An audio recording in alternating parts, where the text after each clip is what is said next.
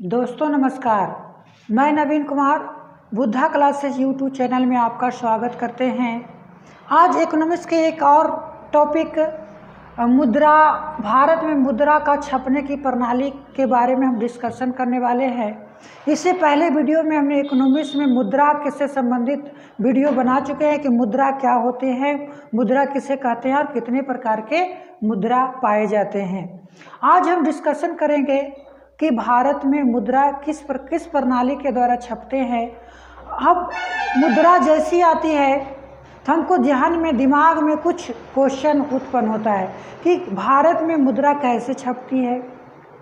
क्या कोई देश जितना मर्जी उतना मुद्रा छाप सकती है? अगर वे अपना मनचाहे मुद्रा छाप सके तो उससे क्या परिणाम उत्पन्न होगा। देखना कि कौन कौन से क्वेश्चन आपके दिमाग में उत्पन्न होता है। सबसे पहले उत्पन्न होता है कि भारत में मुद्रा छपने की प्रणाली क्या है। दूसरा आपको दिमाग में आता है कि कोई देश कितना पैसा छाप सकता है। कोई देश कितना पैसा छाप सकता है।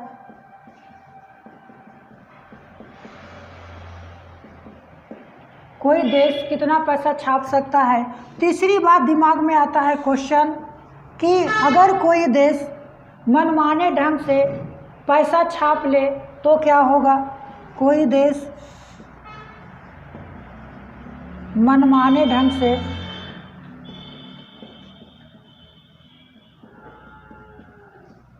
पैसा छाप ले तो क्या होगा। दिमाग में ये सारी क्वेश्चन और एक क्वेश्चन का डिस्कशन करेंगे। आखिरकार भारत में पैसा कहाँ छपता है। भारत में पैसा कहाँ छपता है। इसमें और भी बहुत अच्छी डिस्कशन करेंगे। ध्यान देना है कि भारत में मुद्रा का छपने की प्रणाली क्या है, इसके बारे में डिस्कशन करेंगे। कोई देश कितना पैसा छाप सकता है, इसके बारे में डिस्कशन करेंगे। कोई देश मनमाने ढंग से पैसा छाप सकता है या छाप लेगा तो क्या होगा, उस देश की स्थिति क्या होगी, इसके बारे में। और भारत में पैसा कहाँ कहाँ छपते हैं, इसके बारे में हम डिस्कशन करने वाले हैं। सबसे पहले आपको ध्यान देना है कि कोई देश कितना पैसा छाप सकता है। अगर कोई देश कितना पैसा छाप सकता है इसके बारे में डिस्कशन करते हैं तो ध्यान देना है कि कोई भी देश अपने देश के संसाधनों के बराबर ही मुद्रा छाप सकता है। अब कहेंगे सर संसाधन क्या होते हैं, तो संसाधन वस्तु और सेवाएं की बात करेंगे कि संसाधन क्या होती है। तो हम मनुष्यों को या जीव जंतुओं को जो आवश्यकता होती है या आवश्यकता पड़ती है और वो जो हमें जीवन को सुदृढ़ बनाता है, आसान बनाता है, वे सभी वस्तुएं क्या है, तो हमारा संसाधन है। तो देश की संसाधन एक तरफ और दूसरी तरफ उसी संसाधन के तुलना में पैसे छपते हैं। अगर मान लिया जाए कि उदाहरण से समझते हैं कि अगर मान लिए अभी वर्तमान समय की बात करेंगे कि हमारे देश की जनसंख्या या जब देश की जनसंख्या कम होगी, मान लिया जाए कि किसी देश की जनसंख्या 5 करोड़ है, किसी देश की जनसंख्या 5 करोड़ है और उस समय उस देश में पैसा 10 करोड़ छपा हुआ है। उस देश में पैसा 10 करोड़ छपा हुआ है। 5 करोड़ जनसंख्या है और 10 करोड़ उस देश में पैसा छपा हुआ है। अब मान लीजिए जाए कि इस देश में अगर गरीबी है तो क्या हम 10 करोड़ से, हमारे पास तो संसाधन है, पैसा छापने की मशीन है, हम मन चाहे जितना भी पैसा छाप सकते हैं। लेकिन मन चाहे पैसा कोई भी देश छापता नहीं है। क्यों नहीं छापता है, देखते हैं क्यों नहीं छापता है कोई देश। तो अगर मान लिया जाए कि 5 करोड़ हमारे किसी देश की जनसंख्या है और उस समय जो है कि 10 करोड़ उस देश का पैसा है, लेकिन जैसे जैसे जनसंख्या बढ़ेगी उसी अनुपात में इस रुपया को भी हमको बढ़ाना पड़ेगा। अगर हम नहीं बढ़ाते हैं, अभी इतने लोग हैं तो उनके बीच इतने पैसा बटा हुआ है, लेकिन अगर जनसंख्या 10 करोड़ हो जाए, जनसंख्या 10 करोड़ हो जाए, यानी भारत कहेंगे कि जनसंख्या की बात करेंगे, जनसंख्या की बात करेंगे तो मानव एक खुद संसाधन है और दुनिया का सबसे उच्च क्वालिटी की संसाधन है। तो मानव खुद, अगर मान लिया जाए कि उस देश की जनसंख्या हो गई 10 करोड़, उस देश की जनसंख्या हो गई 10 करोड़, तो आपको यहाँ पर अभी पैसा 10 ही करोड़ छप रहा है, तो क्या होगा, इस देश की जनसंख्या और ज़्यादा गरीब हो जाएगी, देश की जनसंख्या और भी गरीब हो जाएगी। यानी 5 करोड़ था तो 10 करोड़ रुपया छप रहा था, तो यहाँ पर अगर 10 करोड़ था, 10 करोड़ कितना दुगना छप रहा था, तो 10 करोड़ था तो यहाँ पर 20 करोड़ रुपया छपना चाहिए, तब उस देश के संसाधन से मैच करेगा। यानी हमारे देश के संसाधन बढ़ा तो देश के रुपया भी बढ़ाना पड़ेगा। अगर ऐसा नहीं करते हैं तो देश में जो है कि आपको गरीबी आ जाएगी। लेकिन अगर ये तो आपको गरीबी आ गई, लेकिन अगर आवश्यकता से अधिक अगर पैसा छाप दिए, आवश्यकता से अधिक अगर छाप दिए, हमारे देश की जनसंख्या 10 करोड़ है, या कहेंगे किसी देश की जनसंख्या 10 करोड़ है और हमने क्या किए, मुद्रा छापना था हमको 20 करोड़, हमने क्या किए 50 करोड़ छाप दिए, मुद्रा क्या किए 50 करोड़ छाप दिए, तब क्या होगा, वस्तु तो उतना ही है, आदमी तो उतना ही है, खरीदने वाला उतना ही है, लेकिन हमारे पास पैसा बढ़ गया। मान लिया जाए कि किसी के पास 10 टन टमाटर है, 10 टन टमाटर है और 10 टन टमाटर को खरीदने वाले 200 लोग हैं, खरीदने वाले 200 लोग हैं। अगर सेम स्थिति है 200 लोग है तो आपको उसमें बंटवारा हो जाएगा, कितना कितना लेगा। अब मान लीजिए कि इस टमाटर का दाम जो है 5 रुपये टन है, टमाटर का दाम कितना है, या कहेंगे 500 रुपये टन, भी बहुत कम हो जाएगा, 500 रुपये टन है, टमाटर का दाम क्या होगा, मान लीजिए कि 500 रुपये टन है, तो 500 रुपये टन है इसका दाम, तो यहाँ पर लोग आसानी से खरीद रहे थे 200 लोग। लेकिन अगर यहाँ की ये जो है कि आपके इसके पास पैसा बढ़ जाए, इसके पास पैसा बढ़ जाए और लोग तो उतने ही है, लेकिन लोगों के पास पैसा बढ़ गया, तो जो जिसकी आवश्यकता थी 1 टन खरीदने की, वो कहेगा लाओ हमके पास पैसा है, ये 2 टन खरीद लेते हैं, 2 टन खरीद लेते हैं। तो व्यापारी क्या करेगा, इसका दाम बढ़ा देगा, कहेगा कि खरीदने वाला ज़्यादा है और हम देने वाले हमारे पास कम है, तो क्या करेंगे, लोगों के पास पैसा ज़्यादा है तो ज़्यादा दे के खरीदेंगे। इससे क्या होगा, उस वस्तु का दाम बढ़ जाएगा और हमारी मुद्रा का वैल्यू घट जाएगा। यानी हम एक बात ध्यान रखना है कि इससे निष्कर्ष क्या निकला कि अगर हम आवश्यकता से अधिक पैसा छापते हैं तो हमारा पैसा का वैल्यू घट जाएगा। यानी यहाँ पर से हम बात कर सकते हैं कि यदि आवश्यकता से अधिक, या कहेंगे यदि मन चाहे पैसा छाप लें तो वस्तु का दाम बढ़ जाएगा। वस्तु का दाम क्या होगा, बढ़ जाएगा, अर्थात कहेंगे, अर्थात हमारा पैसा का वैल्यू घट जाएगा।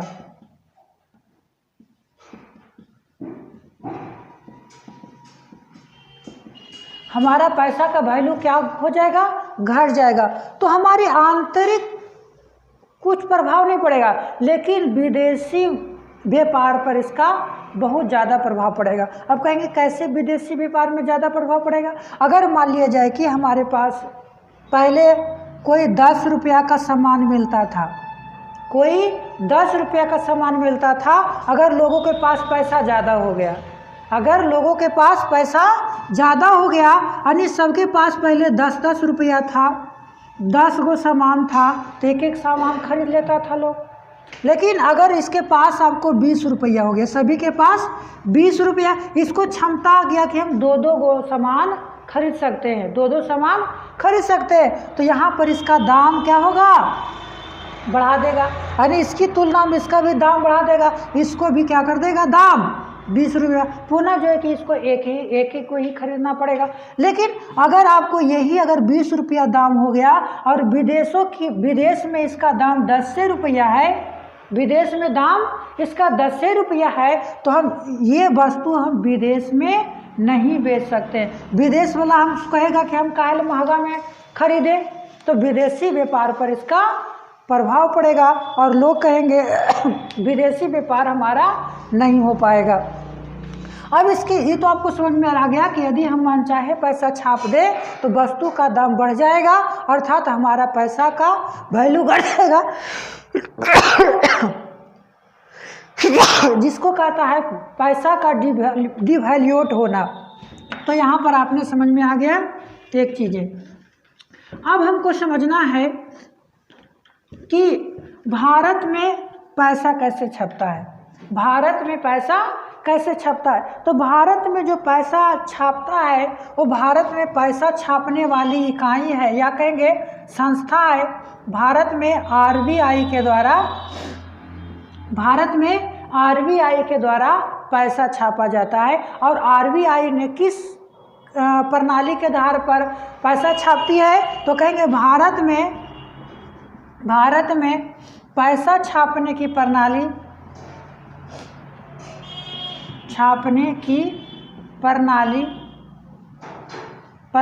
को न्यूनतम परक्षण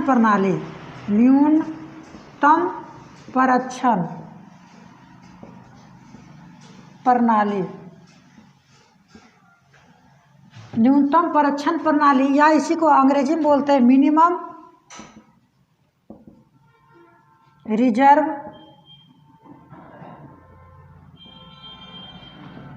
सिस्टम,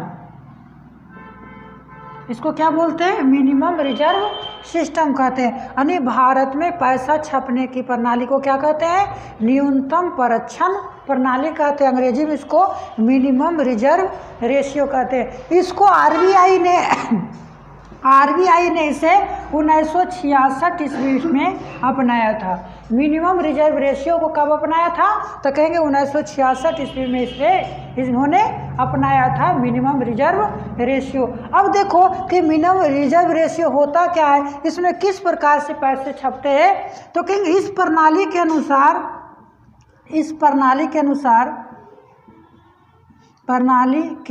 अनुसार आरबीआई के पास या कहेंगे नोट निर्गमन विभाग के पास, आरबीआई के पास या नोट निर्गमन विभाग के पास 200 करोड़ के बराबर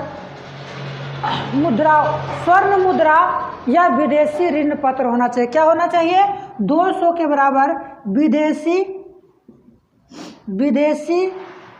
मुद्रा तथा स्वर्ण मुद्रा कितने मूल्य के बराबर, तो कहेंगे 200 करोड़ मूल्य के बराबर अगर उसके पास आरबीआई के पास विदेशी मुद्रा और स्वर्ण मुद्रा है तो ही वे पैसा भारत में छाप सकता है। किस प्रणाली के अनुसार, तो न्यूनतम परक्षण प्रणाली के अनुसार। और इसमें से 200 करोड़ में से कहेंगे 1500 करोड़, 200 करोड़ में से 115 करोड़ रुपया स्वर्ण मुद्रा होनी चाहिए और 85 करोड़ रुपया विदेशी ऋण पत्र या विदेशी मुद्रा होनी चाहिए। एक बार फिर से ध्यान देना है कि भारत में पैसा छपने की प्रणाली को क्या कहते हैं, न्यूनतम परक्षण प्रणाली या कहते हैं मिनिमम रिजर्व सिस्टम कहते हैं। और दूसरी बात कहेंगे कि आरबीआई इसको कब अपनाया था, तो 1966 ईस्वी में अपनाया था। और इस प्रणाली के माध्यम से और इस प्रणाली के अनुसार कैसे पैसा छपता है, तो नोट निर्गमन विभाग के पास यानी पैसा छापने वाले जो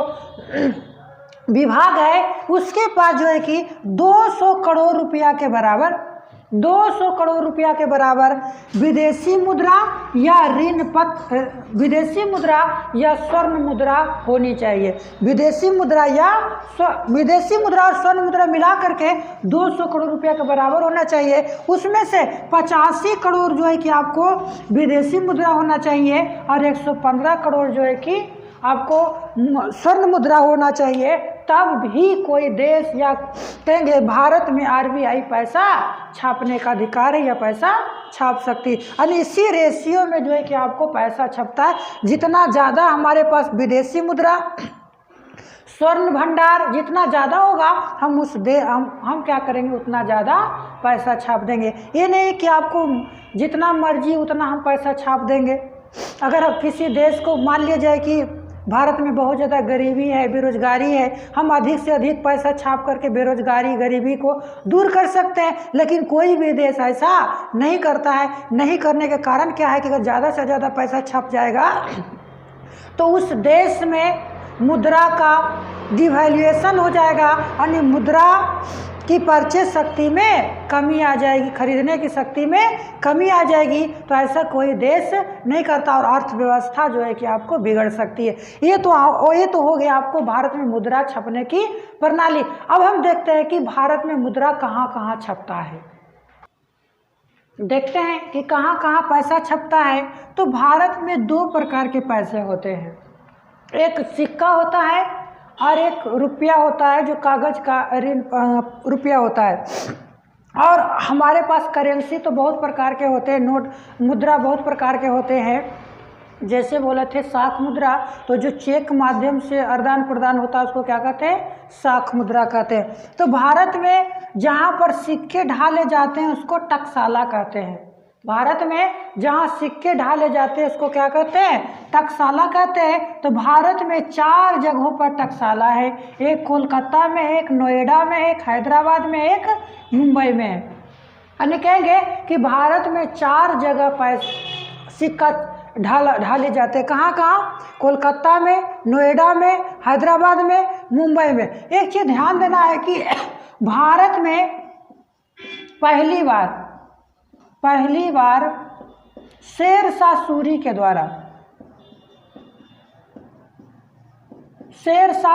द्वारा 1542 ईस्वी में सिक्का ढाला गया था। भारत में पहली बार शेरशाह सूरी के द्वारा सिक्का ढाला गया था। अभी वर्तमान समय में सिक्का ढालने का कारखाना कहाँ कहाँ है, जिसको टकसाला कहते हैं, कोलकाता में, नोएडा में, हैदराबाद में है और मुंबई में है। उसी प्रकार से नोट प्रेस, जहाँ पर हमारा करेंसी नोट छपता है, तो ये भी आपको 4 जगह पर छपता है। एक करेंसी नोट प्रेस नासिक में छपता है, करेंसी नोट प्रेस हैदराबाद में, देवास में और होशंगाबाद में। तो जो बड़े करेंसी होते हैं, बड़े करेंसी देवास में छपते हैं, छोटे और सभी करेंसी जो है कि आपको हैदराबाद और नासिक में छपते हैं। यहाँ अगर नासिक की बात करेंगे, जो महाराष्ट्र में है नासिक, वहाँ पर मुख्य रूप से चेक, स्टाम्प पेपर और बहुत सारे जो है कि आपको न्यायालयिक दस्तावेज यहीं पर छपते हैं। नोट प्रेस नासिक में छपते हैं। और यहाँ पर जो है कि आपको होशंगाबाद में पैसा छपने के लिए पेपर तैयार होता है। होशंगाबाद में पैसा छपने के लिए पेपर तैयार होता है। तो जानना है कि भारत में नोट प्रेस कहाँ कहाँ है, तो नासिक में, हैदराबाद में, देवास में है और होशंगाबाद में है। इन सभी जगह पर जो है कि आपको भारत में पैसे छपते हैं।